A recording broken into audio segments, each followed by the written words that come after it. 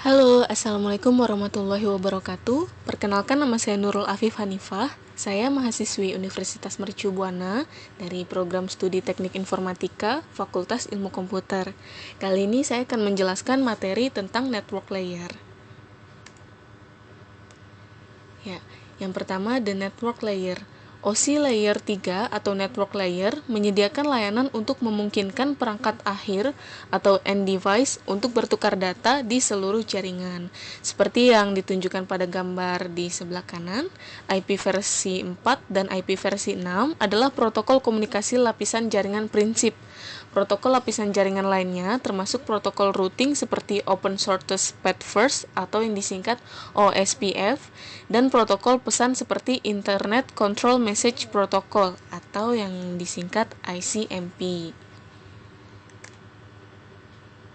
Untuk mencapai komunikasi ujung ke ujung melintasi batas-batas jaringan, protokol lapisan jaringan melakukan 4 operasi dasar, yaitu yang pertama addressing end device, yang kedua ada encapsulation, yang ketiga routing, lalu yang keempat the encapsulation. Berbeda dengan layer transport atau OSI layer 4 yang mengelola transport data antara proses yang berjalan pada setiap host, protokol komunikasi layer jaringan yaitu IP versi 4 dan IP versi 6 menentukan struktur paket dan pemrosesan yang digunakan untuk membawa data dari satu host ke host lain, tuan rumah. Beroperasi tanpa memperhatikan data yang dibawa dalam setiap paket, memungkinkan lapisan jaringan untuk membawa paket untuk berbagai jenis komunikasi antara beberapa host. Berikut adalah contoh videonya.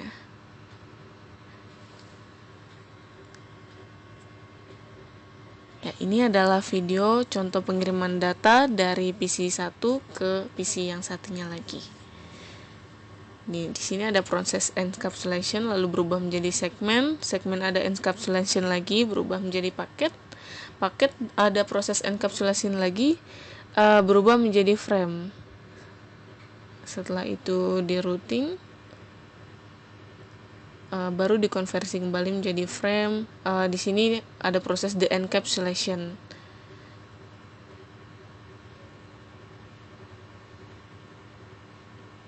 Dan akhirnya data terkirim ke PC kedua. Berikutnya, yang kedua IP encapsulation.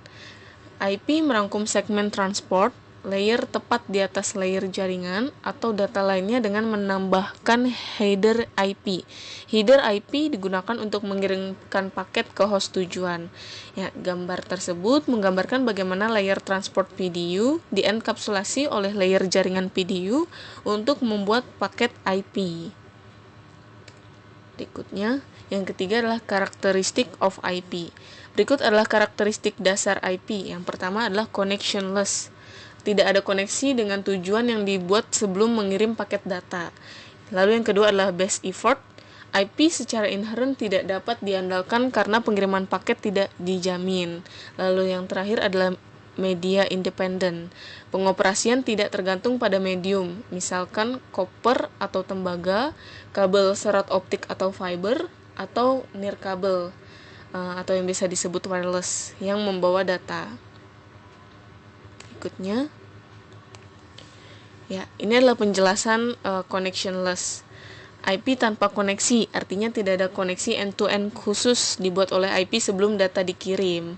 Komunikasi tanpa sambungan secara konseptual mirip dengan mengirim surat kepada seseorang tanpa memberitahu kepada penerima sebelumnya. Angka tersebut merangkum poin kunci ini. Seperti yang ditunjukkan pada gambar, IP tidak memerlukan pertukaran informasi kontrol awal untuk membuat koneksi ujung ke ujung sebelum paket diteruskan. Jadi di sini pengirim dapat mengirimkan sesuatu kepada penerima tanpa diketahui oleh penerima terlebih dahulu. Dianalogikan seperti itu. Berikutnya yaitu penjelasan best effort. Protokol IP tidak menjamin bahwa semua paket yang dikirim pada kenyataannya diterima. Gambar tersebut menggambarkan karakteristik pengiriman protokol IP yang tidak dapat diandalkan atau upaya terbaik. Jadi di sini protokol IP tidak bisa menjamin bahwa paket yang dikirimkan itu baik atau tidak ketika sampai di tujuan. Sebagai protokol lapisan jaringan yang tidak dapat diandalkan, IP tidak menjamin bahwa semua paket yang dikirim akan diterima. Protokol lain mengelola proses pelacakan paket dan memastikan pengirimannya. Berikutnya yaitu penjelasan media independen. IP beroperasi secara independen dari media yang membawa data di lapisan bawah tumpukan protokol. Seperti yang ditunjukkan pada gambar di bawah, paket IP dapat dikomunikasikan sebagai sinyal elektronik melalui kabel koper atau kabel tembaga, sebagai sinyal optik melalui fiber, atau secara nirkabel sebagai sinyal radio. Berikutnya, ini adalah penjelasan IP version 4 packet header. IP versi 4 adalah salah satu protokol komunikasi lapisan jaringan utama.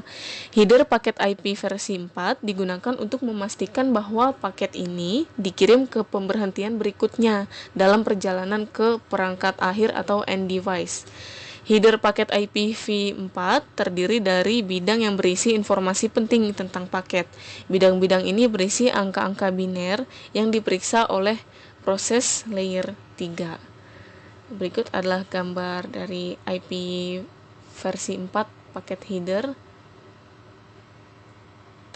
Berikutnya yaitu IP versi 6 paket atau limitation of IP versi 4. Selama bertahun-tahun, protokol dan proses tambahan telah dikembangkan untuk mengatasi tantangan baru. Namun, bahkan dengan perubahan, IP versi 4 masih memiliki 3 masalah utama. Yang pertama adalah penipisan alamat IP versus 4. IP versus 4 memiliki sejumlah alamat publik unik yang tersedia. Meskipun ada sekitar 4 miliar alamat IP versi 4, meningkatnya jumlah perangkat berkemampuan IP baru, koneksi selalu aktif, dan potensi pertumbuhan daerah yang kurang berkembang telah meningkatkan kebutuhan akan lebih banyak alamat. Jadi ini walaupun sudah ada 4 miliar alamat masih belum cukup. Lalu yang kedua adalah kurangnya konektivitas ujung ke ujung. Network Address Translation atau yang biasa disingkat NAT adalah teknologi yang biasa diterapkan dalam jaringan IP versi 4. NAT menyediakan cara bagi banyak perangkat untuk berbagi satu alamat IP versi 4 publik. Namun, karena alamat IP versi 4 publik dibagikan, alamat IP versi 4 dari host jaringan internal disembunyikan. Ini bisa menjadi masalah bagi teknologi yang membutuhkan konektivitas ujung ke ujung. Yang ketiga adalah kompleksitas jaringan meningkat.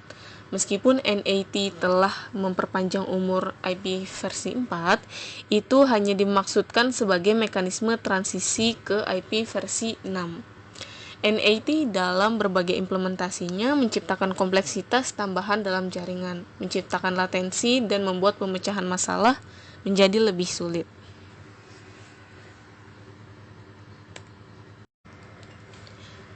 Yang berikutnya adalah IP versi 6 paket.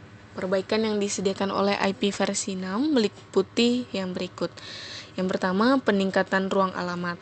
Alamat IPv6 didasarkan pada pengalamatan hierarkis 128 bit yang bertentangan dengan IP versi 4 dengan 32 bit. Jadi di sini pada IP versi 6 ini dikembangkan kembali agar ruang alamatnya itu lebih besar atau lebih banyak. Lalu yang kedua, penanganan paket yang ditingkatkan. Header IP versi 6 telah disederhanakan dengan bidang yang lebih sedikit. Yang ketiga, menghilangkan kebutuhan akan NAT dengan sejumlah besar alamat IP versi 6 publik. NAT antara alamat IP versi 4 pribadi dengan IP versi 4 publik tidak diperlukan. Ini menghindari beberapa masalah yang disebabkan oleh NAT yang dialami oleh aplikasi yang membutuhkan konektivitas ujung ke ujung. Berikut adalah tabel perbandingan IP versi 4 dan IP versi 6, address space comparison. Di sini ada perbandingannya. Bidang dalam header paket IP versi 6 meliputi yang berikut. 1. Versi. Kolom ini berisi nilai biner 4 bit yang disetel ke 0110 yang mengidentifikasi ini sebagai paket IP versi 6. Yang kedua, kelas lalu lintas. Bidang 8 bit ini setara dengan bidang layanan diferensial IP versi 4 atau DS. Yang ketiga, label aliran. Bidang 20 bit ini menunjukkan bahwa semua paket dengan label aliran yang sama menerima jenis penanganan yang sama oleh router. Berikutnya adalah panjang muatan. Bidang 16 bit ini menunjukkan panjang bagian data atau muatan paket IP versi 6 ini tidak termasuk panjang header IP versi 6 yang merupakan header 40 byte tetap. Berikutnya next header. Bidang 8 bit ini setara dengan bidang protokol IP versus 4. Ini menunjukkan tipe muatan data yang dibawa oleh paket, memungkinkan lapisan jaringan untuk meneruskan data ke protokol lapisan atas yang sesuai. Berikutnya ada batas hop. Bidang 8 bit ini menggantikan bidang IP versi 4 TTL. Nilai ini dikurangi dengan nilai 1 oleh setiap router yang meneruskan paket. Berikutnya adalah source IP versi 6 address. Field 128 bit ini mengidentifikasi alamat IP versi 6 dari host pengirim. Yang terakhir adalah destination IP versi 6 address. Field 128 bit ini mengidentifikasi alamat IP v6 dari host penerima. Yang berikutnya adalah host forwarding decision. Host dapat mengirim paket ke yang berikut. Yang pertama dengan cara itself, yang kedua local host, lalu yang ketiga remote host. Gambar tersebut menggambarkan PC1 yang menghubungkan ke host lokal di jaringan yang sama dan host jarak jauh yang terletak di jaringan lain. Jadi PC tersebut terhubung ke host lokal dengan jaringan yang sama dan terhubung juga ke host jarak jauh, tetapi dengan jaringan yang berbeda. Berikutnya adalah default gateway. Default gateway adalah perangkat jaringan yang dapat merutekan lalu lintas ke jaringan lain. Jika Anda menggunakan analogi bahwa jaringan seperti sebuah ruangan, maka gateway default adalah seperti pintu. Jika Anda ingin pergi ke kamar atau jaringan lain, Anda perlu menemukan pintu. Pada jaringan, gateway default biasanya adalah router dengan fitur-fitur berikut ini. Yang pertama, memiliki alamat IP lokal dalam kisaran alamat yang sama dengan host lain di jaringan lokal. Yang kedua, dapat menerima data ke jaringan lokal dan meneruskan data dari jaringan lokal. Lalu berikutnya, rute lalu lintas ke jaringan lain. Yang keempat, gateway default diperlukan untuk mengirim lalu lintas keluar jaringan lokal. Lalu lintas tidak dapat diteruskan keluar jaringan lokal jika tidak ada gateway default. Alamat gateway default tidak dikonfigurasi atau gateway default turun. Berikutnya adalah host routing tabel. Pada host Windows, perintah print root atau nestat strip R dapat digunakan untuk menampilkan tabel routing host. Kedua perintah menghasilkan output yang sama. Output mungkin tampak asing pada awalnya, tetapi cukup mudah dimengerti. Berikut adalah gambar dari IP versi 4 routing table untuk PC yang pertama. Bisa diperhatikan untuk gateway-nya, interface, metrik. Berikutnya, host routing tabel. Tabel perutuan router berisi entry rute jaringan yang mencantumkan semua tujuan jaringan yang mungkin diketahui. Tabel perutuan menyimpan 3 jenis entry rute, yaitu jaringan yang terhubung langsung. Untuk penjelasannya silakan dapat dibaca. Lalu yang kedua adalah jaringan jarak jauh. Yang ketiga, rute default. Router dapat belajar tentang jaringan jarak jauh dengan satu dari dua cara. Yang pertama yaitu secara manual.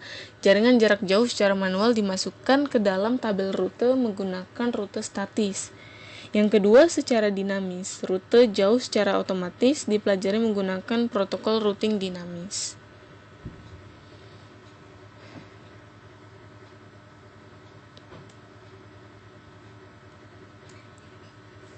Berikutnya adalah statis routing. Routing statis memiliki karakteristik sebagai berikut. Yang pertama, rute statis harus dikonfigurasi secara manual. Yang kedua, administrator perlu mengkonfigurasi ulang rute statis jika ada perubahan dalam topologi dan rute statis tidak lagi layak. Yang ketiga, rute statis sesuai untuk jaringan kecil dan ketika ada sedikit atau tidak ada tautan yang berlebihan. Lalu yang terakhir, rute statis umumnya digunakan dengan protokol routing dinamis untuk mengkonfigurasi rute default.